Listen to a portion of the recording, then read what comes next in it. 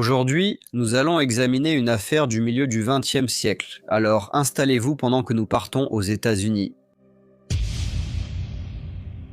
Théodore Konieczka est né le 10 novembre 1882 à Petersburg, dans l'Illinois, fils de M. Thomas H. Konieczka, un Canadien qui avait déménagé aux États-Unis et s'était établi comme propriétaire d'un magasin de quincaillerie où il travaillait avec sa femme Isabella. Cependant, la tragédie a frappé la famille lorsque Thomas est décédé en 1888, laissant le jeune Théodore, âgé de 6 ans, et sa mère face à la profondeur de leur perte. Accablée par le chagrin et confrontée au défi de la reconstruction de leur vie, Isabella prit la décision courageuse de quitter Pétersbourg. Aux côtés de son jeune fils, elle entreprit un voyage qui les mena d'abord dans une ferme près de Berlois, dans le Wisconsin, puis en 1907 dans la ville animée de Denver, au Colorado. Ici, Isabella trouva un emploi comme gouvernante au Denver Democratic Club. Elle était une travailleuse acharnée et faisait de son mieux pour subvenir à ses besoins et à ceux de son fils. Théodore a rencontré de graves problèmes de santé très jeune. Enfant, il avait reçu un pronostic décourageant des médecins qui lui avaient conseillé de ne pas espérer atteindre ses 18 ans. Cette sombre prédiction a influencé sa décision de ne pas terminer le lycée. Malgré ses problèmes de santé, il a fait preuve de résilience en ouvrant une agence de publicité en 1910. Malheureusement, cette entreprise a fait faillite, mais réalisant qu'il devait travailler, il a trouvé un emploi comme comptable chez Denver Brass Works. Il semblait que malgré sa mauvaise santé, Théodore abordait le monde professionnel avec détermination. Cependant, malgré son emploi et ses responsabilités récemment acquises, le destin prit un autre tournant cruel. Lorsque sa mère, Isabelle, mourut en 1911, à peine 4 ans après leur déménagement à Denver, Théodore, âgé de 23 ans, se retrouva à affronter les complexités de la vie sans le soutien ni les conseils de ses deux parents. Sa maladie durant l'enfance l'avait laissé faible et frêle, et après la mort de sa mère, il a rencontré des difficultés personnelles qui l'ont conduit à devenir sans emploi et sans abri. Il était non seulement accablé par sa fragilité physique, mais aussi par les jugements de la société, et la rancœur s'est accumulée en lui à cause du traitement qu'il recevait des autres. En conséquence de sa condition délicate, il aspirait à un endroit où il pourrait échapper au regard scrutateur des autres et mener une existence plus solitaire. La vie était devenue très difficile pour le jeune homme. Bien que les années 1920 aux États-Unis aient marqué une période de croissance économique dynamique où les industries prospéraient et où des innovations comme la chaîne de montage révolutionnaient la production et offraient des opportunités d'emploi, la décennie a également favorisé une société axée sur la consommation et a vu une augmentation de l'urbanisation alors que les gens affluaient vers les villes à la recherche d'emploi et de la promesse d'une vie plus prospère. Cependant, l'euphorie des années 1920 a été brisée par l'arrivée de la Grande Dépression. Dans les années 1930, les emplois se sont raréfiés et les familles ont eu du mal à joindre les deux bouts. Les files d'attente pour la nourriture et les bidonvilles sont devenues des scènes courantes. Alors que le chômage montait en flèche, de nombreux Américains ont connu la ruine financière, perdant leurs maisons et leurs économies. Cette période a été particulièrement difficile pour Théodore. Il savait qu'en cette période de difficultés économiques, il avait vu des individus et des familles dans des communautés soudées s'entraider pour s'en sortir, mais il ne socialisait pas beaucoup et restait toujours à l'écart. À l'automne 1941, une histoire étrange et sombre s'est déroulée dans un quartier tranquille de Denver. À l'âge de 59 ans, Théodore se retrouva de nouveau confronté à des circonstances désespérées, ce qui le poussa à un acte audacieux qui allait choquer la communauté. Il se rendit chez une ancienne connaissance nommée Monsieur Philip Peters, avec l'intention de demander une aide dont il avait grandement besoin. Cependant, lorsqu'il arriva à la résidence située au 3335 West Moncrief Place, il découvrit que Monsieur Peters n'était pas là. Ne sachant que faire et étant désormais dans un état assez mauvais, il entra dans la propriété non verrouillée dans l'espoir de trouver quelque chose à manger et de l'argent. Il se servit à manger et décida d'explorer les lieux pour voir s'il y avait quelque chose qu'il pourrait voler. Cependant, il tomba par hasard sur une découverte inattendue, une petite trappe dissimulée dans le plafond du placard.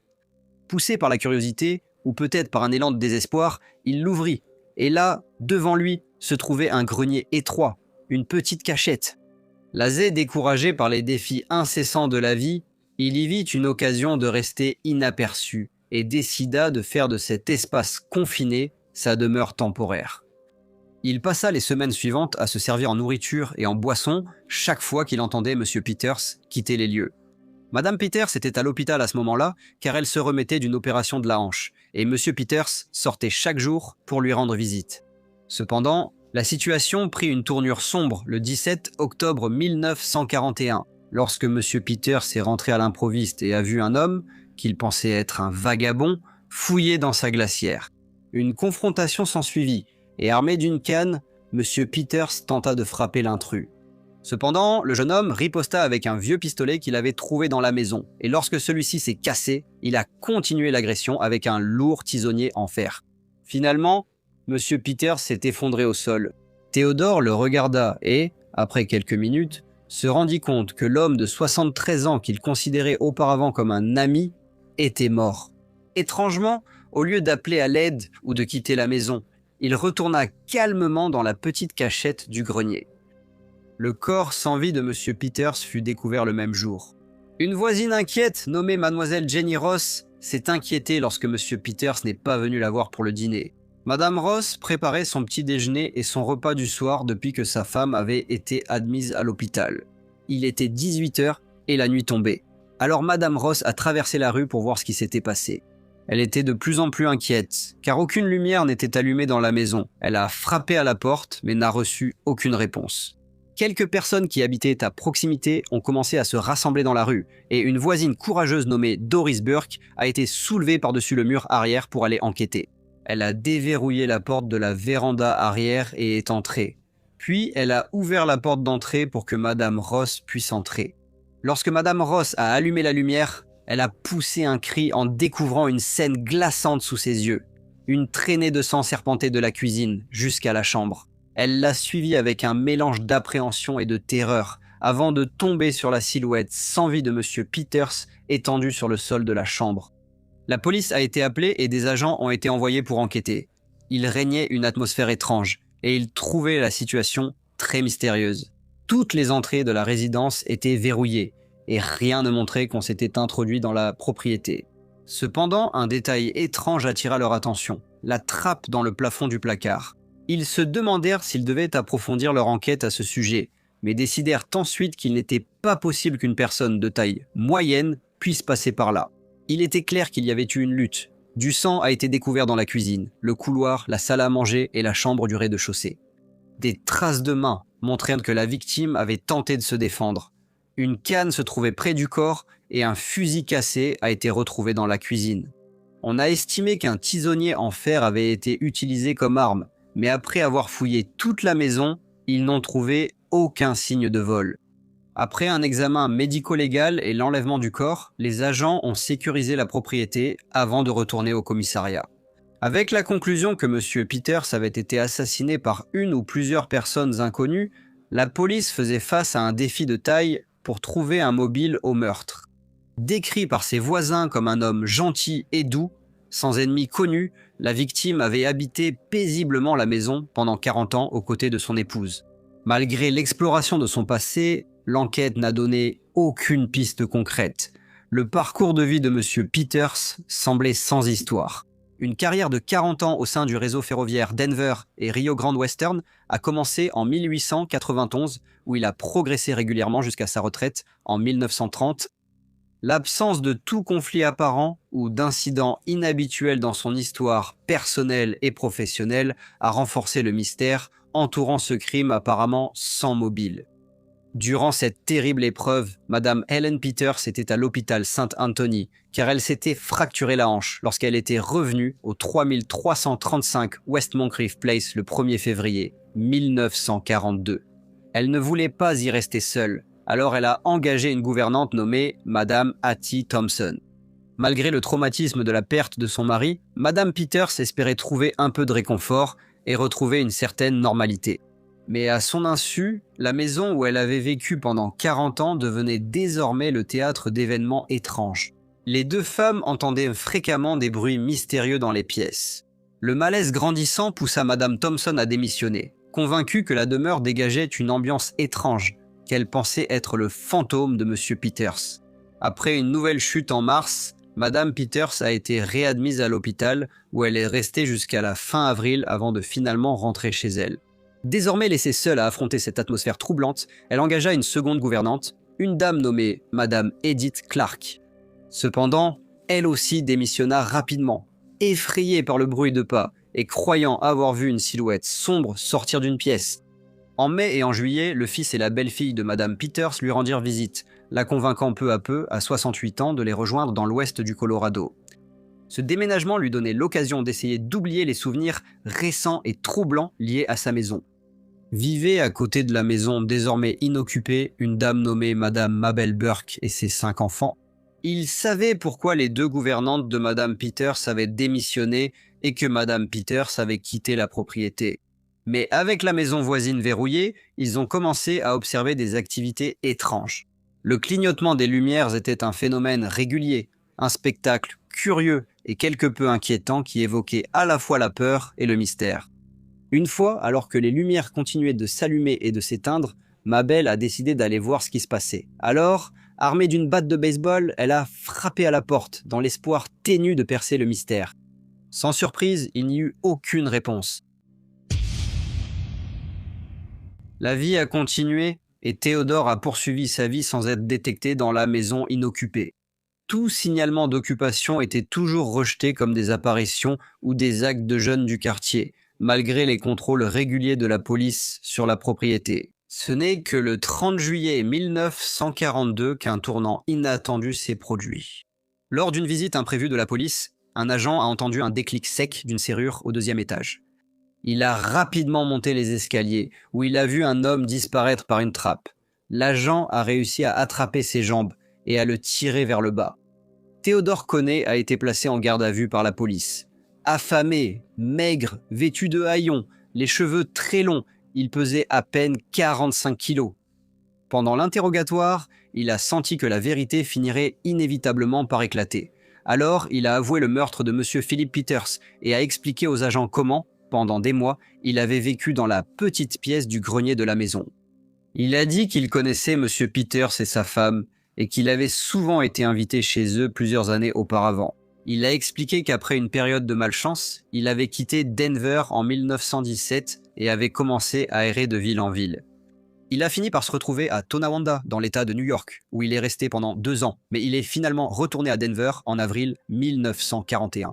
Il a expliqué comment il était entré dans la maison à l'automne et choisi d'y rester pour l'hiver au Colorado.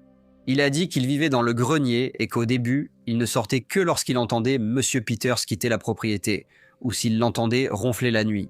Il a précisé qu'il prenait juste assez de nourriture pour que M. Peters ne remarque rien. Cependant, une fois, tenaillé par la faim, il a trouvé une assiette de viande et a commencé à la manger, tellement absorbé par son repas qu'il n'a pas entendu M. Peters rentrer. Il était dans la cuisine et, lorsqu'il a levé les yeux, il a vu le monsieur. Il a été pris au dépourvu. Une confrontation s'est alors déroulée, menant à une issue tragique, la mort de M. Peters. L'histoire a fasciné la presse. Et à la suite d'une remarque du détective Fred Zarno, qui a dit qu'il faudrait être une araignée pour supporter ça là-haut, les journaux locaux ont surnommé Théodore Konis, le sournois homme araignée de Denver. La nature surréaliste de cette existence clandestine a laissé une marque indélébile dans l'imagination de la communauté. Madame Peters a confirmé aux journalistes que M. Konis avait connu son mari et avait visité sa maison de nombreuses années auparavant. Elle a dit qu'ils étaient membres du club de mandoline, qui se réunissait souvent chez elle. Son fils a précisé qu'il était resté 3 semaines dans la maison après la mort de son père. Quand sa mère a quitté la propriété pour s'installer chez lui, il a fait appel à une société de nettoyage pour assainir la maison et à un plombier pour couper l'eau, a-t-il précisé. Sans chauffage, la maison devait être très froide. Il a également déclaré qu'il ne croyait pas que M. Konis aurait pu chercher de la nourriture dans le quartier, car il y aurait eu des traces dans la boue et la neige menant à la maison et en partant. Le capitaine de police Childers, accompagné du procureur adjoint en chef David Rosner et des détectives Fred Zarno et John Toll, a ramené Théodore à la propriété située au 3335 West Moncrief Place. Et bien qu'il semblait assez agité de revenir dans la maison où il avait vécu dans la petite chambre mansardée pendant 9 mois, il a tout de même réussi à produire une déclaration de 8000 mots dans laquelle il raconte comment une dispute a commencé dans la cuisine, s'est poursuivie jusqu'à la porte d'entrée et s'est terminée dans la chambre, ce qui a entraîné la mort de M. Peters. Après un procès formel au cours duquel M. Connis a plaidé coupable, il a été reconnu coupable de meurtre et condamné à la prison à vie. Avec la fin des procédures judiciaires, l'incarcération de Theodore a marqué la conclusion d'une histoire déroutante qui avait captivé non seulement le Colorado, mais l'ensemble des États-Unis. Il a ensuite été envoyé au pénitencier d'État du Colorado à Canyon City. Cependant, les échos de sa présence secrète persistaient, projetant une ombre persistante sur la communauté autrefois paisible, même si la justice avait été rendue. Le souvenir de la silhouette énigmatique qui rôdait derrière des portes closes résonnait comme un rappel frappant de la vulnérabilité qui peut exister au sein des murs apparemment sûrs d'une maison. Le quartier, désormais confronté à la tâche de reconstruire un sentiment de sécurité et de normalité, commença lentement à prendre ses distances avec les événements étranges et troublants qui s'étaient déroulés en son sein. Theodore Connis est décédé le 16 mai 1967 à l'hôpital de la prison du pénitencier d'État du Colorado et a été inhumé au cimetière Mountain Vale à Canyon City. Il avait 84 ans. Bonjour à tous et merci beaucoup de votre écoute. Comme d'habitude, n'hésitez pas à laisser vos commentaires ou retours et j'espère vous retrouver tous dans le prochain Briefcase.